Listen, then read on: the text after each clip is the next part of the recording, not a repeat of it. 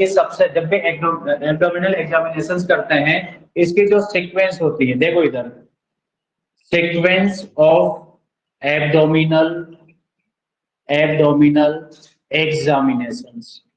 Abdominal examination की बेटा जो सीक्वेंस होती है, सबसे पहले हम क्या करते हैं, इंस्पेक्शन करते हैं। क्या करते हैं? इंस्पेक्शन करते हैं। इंस्पेक्शन क्या होता है? हम देखते हैं और देख के क्या करेंगे बेटा, उसको रिकॉर्ड करेंगे। इंस्पेक्शन कंप्लीट होता है, उसके बाद हम क्या करते हैं, हस्कल्टेशन करते हैं। क्या करेंगे? हस्कल्टेशन करेंगे। हस्कल्टेशन के बाद हम थर्ड में क्या करेंगे? थर्ड में परक्यूशंस करेंगे। क्या करेंगे? परक्यूशंस, याद रहेगा, परक्यूशंस करेंगे। इसके बाद लास्ट में क्या करेंगे? पाल्पेशंस करेंगे। राइट। अब अगर इन जनरल फिजिकल एग्जामिनेशन करना होता है तो वहां पर हम क्या सीक्वेंस रखेंगे? ये तो किसकी एब्डोमिनल एग्जामिनेशन की सीक्वेंस है, राइट। अगर हम किसका करें, इन जनरल एग्जामिनेशन की सीक्वेंस क्या होगी, ध्यान रखना। सबसे पहले हम क्या रखेंगे? इंस्पेक्शन। यहाँ पर भी हमने क्या रखा? इंस्पेक्शन। लेकिन यहाँ 2 नंबर में हमने क्या रखा? हस्कल्टेशन। इसकी जगह हम क्या कर देंगे? पाल्पेशन कर देंगे। इन जनरल में क्या कर देंगे? पाल्पेशन। बाकी परक्यूशन तो वहां पर भी रहेगा, तो यहाँ पर भी रहेगा परक्यूशन। देन लास्ट में क्या आ जाएगा? हस्कल्टेशन। ये सीक्वेंस आपको याद रखना ही रखना है, वेरी वेरी इंपॉर्टेंट है।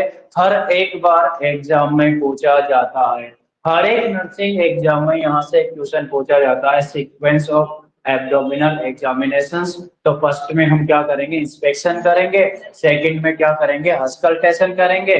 थर्ड में हम क्या करेंगे? प्रिक्यूशंस करेंगे। और फोर्थ में हम क्या करेंगे? पाल्पेशंस करेंगे।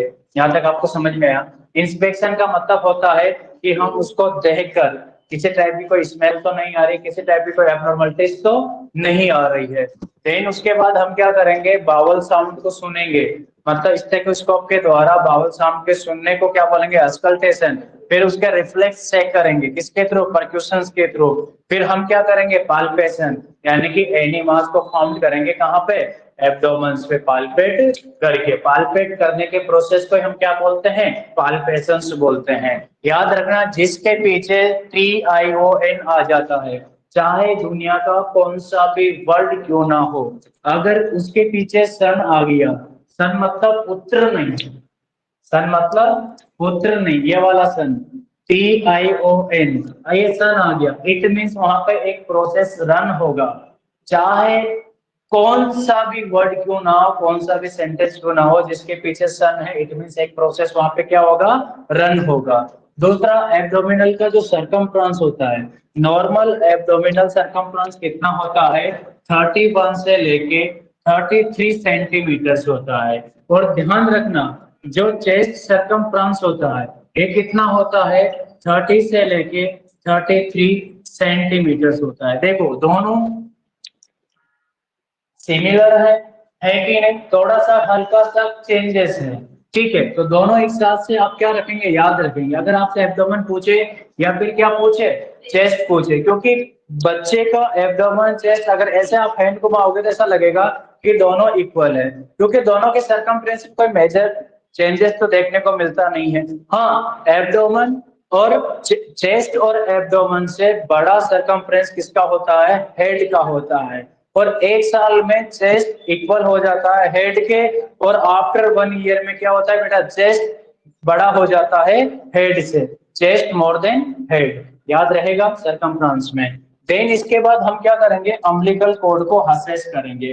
किसके लिए? साइनोसिस के लिए। साइनोसिस हमें ये इंडिकेट करेगा कि एब्डोमेन को क्या नहीं हो रहा है? प्रॉपर ऑक्सीजन सप्लाई नहीं हो रही, कहीं ना कहीं कुछ ब्लड वेजल्स में एब्नॉर्मलिटीज आ चुकी है। तो साइनोसिस भी क्या करेंगे? हम असेस करेंगे। उसके बाद हम क्या करेंगे? अम्बिलिकल कॉर्ड को असेस करेंगे।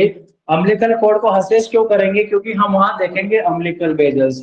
अगर अम्बिलिकल वेजल्स हम देखेंगे तो उस टाइम पे, डिलीवरी के टाइम पे, बच्चे की अम्बिलिकल कॉर्ड में नंबर ऑफ वेजल्स कितनी होगी? 3 होगी। कितनी होगी number of vessels? 3। At the time of delivery just आप क्या करते हो? फिजिकल एग्जामिनेशंस करते हो। एग्जामिनेशन जब आप करोगे तो उस टाइम पे कितना आपको अम्बिलिकल वेजल्स मिलेंगे? 3 मिलेंगे। नंबर ऑफ अम्बिलिकल वेजल्स कितनी होगी? 3 होगी। 3 में से बेटा एक तो क्या होगी? अगर 1 की मैं बात करूं, एक तो क्या होगी? अम्बिलिकल वेन होगी, और 2 क्या होगी, अम्बिलिकल आर्टरी होगी। तो टोटल कितनी हो जाएगी, 3 हो जाएगी। राइट। अगर आपसे पूछा जाए कि गेस्टेशनल पीरियड को अभी 4 मंथ नहीं हुआ है, बिफोर 4 मंथ यानी कि 3 मंथ हुआ है। अब 3 मंथ ऑफ गेस्टेशनल पीरियड में आप अम्बिलिकल कॉर्ड को असेस कर रहे हो, तो उसमें आप कितने अम्बिलिकल वेजल्स देखने को मिलेगी। तो ध्यान रखना, 4 महीने से पहले पहले अगर गेस्टेशनल पीरियड है तो 2 तो क्या मिलेगी, अम्बिलिकल वेन्स मिलेगी, और 2 ही क्या मिलेगी, अम्बिलिकल आर्टरी।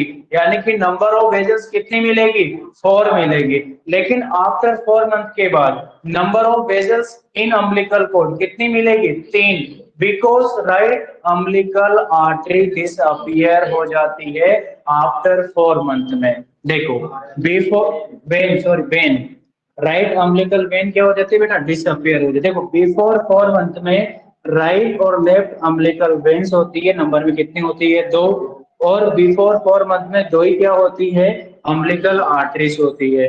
तो 2 + 2 = कितना हुआ, 4, यानी कि 4 क्या होती है, अम्बिलिकल वेजल्स होती है बिफोर 4 मंथ। लेकिन आफ्टर 4 मंथ में क्या होता है कि जो राइट अम्बिलिकल वेन है ये क्या हो जाती है, डिसअपियर हो जाती है। ओनली कौन सी बचती है, लेफ्ट। तो वेन कितनी होती है, 1, और अम्बिलिकल आर्टरी कितनी होती है, 2। तो 2 + 1 कितना हुआ, 3। आफ्टर 4 मंथ कितनी रहेगी, 3 अम्बिलिकल वेजल्स रहेगी, किसमें, अम्बिलिकल कॉर्ड पे। यहाँ तक आपको याद रहेगा, अरे रहेगा कि नहीं। देन इसके बाद अब आप क्या करेंगे, हंसेस करेंगे बावल साउंड। अब बावल साउंड क्या होता है कि बावल साउंड को हंसेस करेंगे। पहले देखो, heard in all quadrant but firstly heard in lower quadrant. मान लीजिएगा, इधर देखो, ये क्या है, एब्डोमेन है। क्या है, एब्डोमेन है। देख रहे हो आप,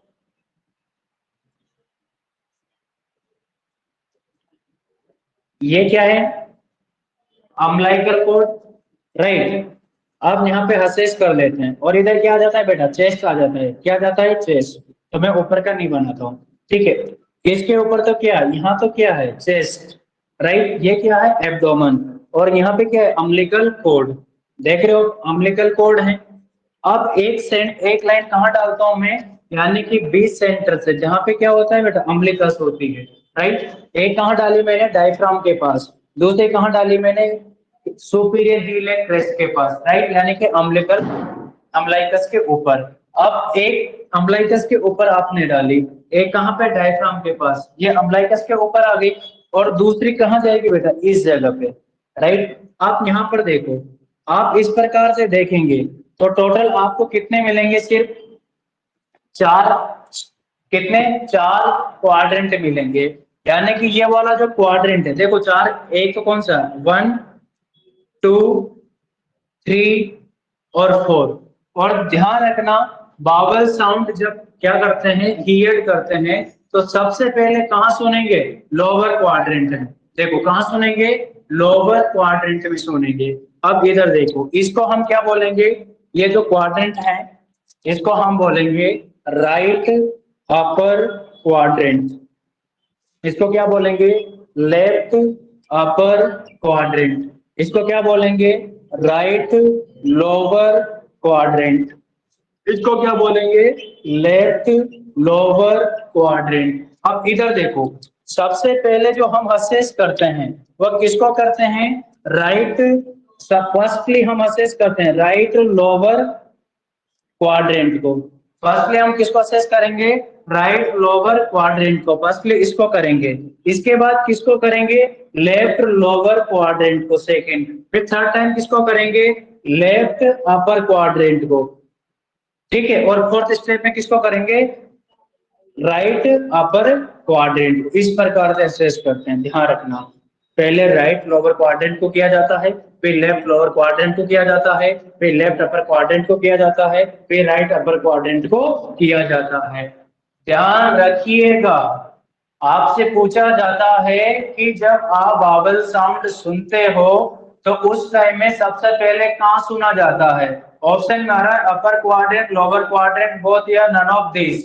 ठीक है, तो आप क्या लिखेंगे, लोअर क्वाड्रेंट। लेकिन आपके पास क्या आ गया है, राइट लोअर क्वाड्रेंट भी ऑप्शन में आ गया है और लेफ्ट लोअर क्वाड्रेंट भी ऑप्शन में आ गया है, चारों क्वाड्रेंट ऑप्शन में आ गए हैं। तो आप पूछा गया है कि फर्स्टली किस क्वाड्रेंट में आप असेस करोगे, तो लिखना राइट लोअर क्वाड्रेंट, सेकंड किस में करोगे, लेफ्ट लोअर क्वाड्रेंट, और फोर्थ किस में करोगे, सॉरी थर्ड किस में, लेफ्ट अपर क्वाड्रेंट, और फोर्थ में किस में करोगे, राइट अपर क्वाड्रेंट में असेस करोगे। मेरी बात समझ में आई कि नहीं आई? अब सर कि ऐसा क्यों करते हैं, लोअर क्वाड्रेंट में ही क्यों असेस करते हैं, लोअर क्वाड्रेंट में इसलिए असेस करते हैं, इधर देखिए, लोअर क्वाड्रेंट में इसलिए असेस करते हैं बच्चों, मैं आपको यहाँ से ध्यान से समझाता हूँ, देखो इसको, नींद आ रहा है, सोते क्यों नहीं हो, क्या करते हो रात भर, इतना जोर से बोल रहा हूँ फिर भी नींद आ रहा है, नालायक को। इधर देखो, ये क्या है बेटा, इसोफेगस, ये क्या है, स्टमक, और ये क्या है, स्मॉल इंटेस्टाइन। अरे क्या है, स्मॉल इंटेस्टाइन। स्मॉल इंटेस्टाइन के कितने पार्ट होते हैं, तीन। कैसे होते हैं, डीजे पे आई। अरे जब डीजे बजते हैं तो अपने आप डीजे पे आ जाते हैं, किस लिए, नाचने के लिए। अरे नाचने के लिए तो आओगे, गाने के लिए तो कौन आएगा वहां पे।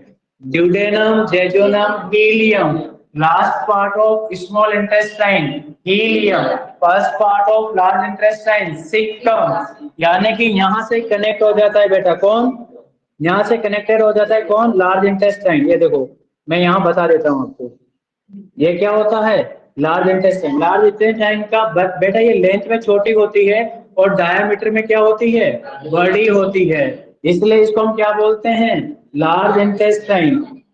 लेंथ में क्या होती है, छोटी होती है, और डायमीटर में क्या होती है, बड़ी होती है, इसलिए क्या बोला इसको, लार्ज इंटेस्टाइन बोला। ये क्या हो गया बेटा, सिक्कम कोलोन, देन क्या, रेक्टम, देन फिर एनस, याद रहेगा। अब इधर देखो, ये जो पार्ट देख रहे हो ना बच्चों, ये रेड कलर वाला, ये है last part of small intestine. कौन सा है, last part of small intestine. इसका नाम है, क्या है, फ्यूचर नर्सिंग ऑफिसर, क्या नाम है, हीलियम। क्या नाम है, हीलियम, मैंने लिखा ना, duodenum, jejunum, helium. First part of small intestine duodenum, second part of small intestine jejunum, third part of small intestine helium, last part of small intestine helium. याद रहेगा, डीजे पे आई। अब ये हीलियम क्या करती है बेटा, आगे कनेक्टेड एनास्मोसिस रहती है बेटा, बात नहीं, आगे क्या रहती है, एनास्मोसिस, किससे जुड़ी रहती है, यानी कि first part of small large intestine, last part of small intestine क्या है, हीलियम। हीलियम कनेक्टेड होती है first part of large intestine, और इस लार्ज इंटेस्टाइन के पार्ट को क्या बोलेंगे, सिक्कम। क्या बोलेंगे, सिक्कम, वेरी गुड। और बेटा यहाँ पर जब ये दोनों मिलती है तो यहाँ पर क्या बनता है, एक जंक्शन बनता है, क्योंकि दो दो एक ही स्टेशन से दो जगह पर ट्रेन जा रही है, राइट, एक मतलब राजस्थान जा रही है और एक महाराष्ट्र जा रही है, तो मतलब दो पाथ में जा रहे हैं वहां से, तो उस स्टेशन को हम जंक्शन बोलेंगे। यहाँ पर भी क्या है, जंक्शन, एक तो किधर जा रही है, स्मॉल का, एक किधर जा रही है, लार्ज पे। इस जंक्शन का नाम है हीलियोसिकल जंक्शन। क्या नाम है, हीलियोसिकल, हीलियोसिकल जंक्शन। क्या नाम है, हीलियोसिकल जंक्शन। अब सुनो, अब सुनिए, क्योंकि जैसे यहाँ का लिक्विड पार्ट, यानी कि यहाँ का जो लिक्विड पार्ट एंटर करता है किसमें, first part of large intestine, तब एक साउंड क्या होता है, प्रोड्यूस होता है। एक साउंड क्या होता है, प्रोड्यूस होता है, और जो साउंड प्रोड्यूस होता है उसी साउंड को हम बोलते हैं वावेल साउंड। क्या बोलते हैं, वावेल साउंड बोलते हैं। क्या बोलेंगे, वावेल साउंड। इसलिए वावेल साउंड को हियर कहाँ करेंगे, फर्स्टली राइट लोअर क्वाड्रेंट, फिर किधर करेंगे, लेफ्ट लोअर क्वाड्रेंट, फिर किधर करेंगे, लेफ्ट अपर क्वाड्रेंट, फिर किधर करेंगे, right upper quadrant. Firstly lower में क्यों किया, क्योंकि हीलियोसिकल वाल कहाँ होता है, लोअर क्वाड्रेंट में, राइट साइड में होता है। कभी कभी किसी के मतलब इधर आ जाए लेफ्ट में, तो हम क्या करेंगे, right lower quadrant, then left lower quadrant, then left upper quadrant, then right upper quadrant. याद रहेगा, अरे रहेगा कि नहीं। और आपसे पूछा जाए कि बावल साउंड प्रोड्यूस क्यों होता है, बावल साउंड इसलिए प्रोड्यूस होता है क्योंकि जो हीलियम हीलियम का कंटेंट है वह कहाँ जाता है, सिकम पे, थ्रू द हीलियोसिकल जंक्शंस, और उस टाइम क्या होता है, एक साउंड प्रोड्यूस होता है, उसे साउंड को हम क्या बोलेंगे, बावेल साउंड। जैसे आपने सुना होगा ना कि राइट एट्रियम में ब्लड है और वह राइट एट्रियम से किधर जा रहा है, राइट वेंट्रिकल में। जब राइट वेंट्रिकल में डलता है उस टाइम पे क्या होता है, एक साउंड प्रोड्यूस होता है, उसको क्या बोलते हैं, क्या बोलेंगे, लब। First sound of the heart लब, और सेकंड क्या होता है, डब। डब क्यों बोलते हैं, क्योंकि जो वेंट्रिकल से किसमें, एरोटा और पल्मोनरी आर्टरी में जब ब्लड क्या होता है बेटा, पंप होता है, पुश होता है, उस टाइम क्या होता है, साउंड प्रोड्यूस होता है, उसको बोलते हैं क्या, डब, लब डब। और ये कौन सा डब, बावेल साउंड क्यों होता है, क्योंकि स्मॉल इंटेस्टाइन यानी कि last part of small intestine is known as ileum, ileum का कंटेंट किधर जाता है, सिकम पे, थ्रू द हीलियोसिकल वॉल। उस टाइम क्या होता है बेटा, एक साउंड प्रोड्यूस होता है, उस साउंड को क्या बोलेंगे, बावेल साउंड। और दूसरी बात फिर सुनिए, अगर ये साउंड आपने सर्जरी किया, राइट, सर्जरी करने किया और सर्जरी कंप्लीट हो गई, लेकिन आपको तब तक वेट करना है जब तक बावल साउंड रिटर्न नहीं हो जाता है। जब बावल साउंड रिटर्न हो जाए तब पेशेंट को क्या दे दो, आईवी फ्लूइड दे सकते हैं। क्या दे सकते हैं आप, आईवी फ्लूइड दे सकते हैं, या ओरली फ्लूइड क्या कर सकते हैं, दे सकते हैं। लेकिन जब तक बावल साउंड रिटर्न ना हो तब तक क्या करना है, वेट करना है। और बावल साउंड आया ही नहीं है, रिटर्न ही नहीं हुआ है, तो इट मींस उस जगह पे क्या हो गया है, नर्व कट गई है, नर्व डैमेज हो गई है। तो नर्व डैमेज होती है इसको क्या बोलते हैं, पैरालाइसिस। पैरालाइसिस बोलते हैं, यहाँ बोलेंगे पैरालाइटिक इलियस, पैरालाइटिक इलियस बोलते हैं बेटा। अगर बावेल साउंड रिटर्न ना हो तो उसको क्या बोलेंगे, पैरालाइटिक इलियस। अगर आपने साउंड सुना, बच्चे का साउंड नहीं सुनाई में आया, तो इट मींस उसको क्या है, पैरालाइटिक इलियस हो गया है, इट मींस वहां की नर्व काम नहीं कर रही है।